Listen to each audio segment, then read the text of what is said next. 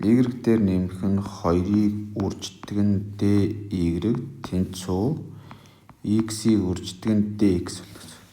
За хоёр талаас нь интеграл авчих бол энэ маань y квадратыг хуваах нь 2 дээр нэмэх нь 2y нэмэх нь c. Тэнцүү x квадратыг хуваах нь 2 нэмэх нь c. За хоёр талаас нь тэгштгэлийн хоёр талаас c гасаач. c буюу бодиттой гэсч.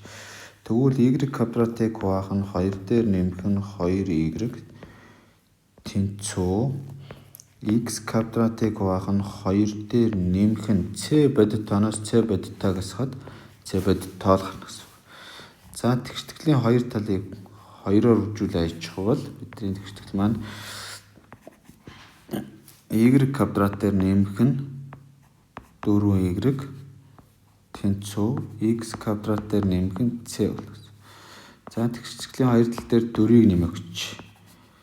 За яагаад 4-ийг нэмж байгаа вэ гэхээр бүтэн квадрат ялах гэж байна уртлаас нь.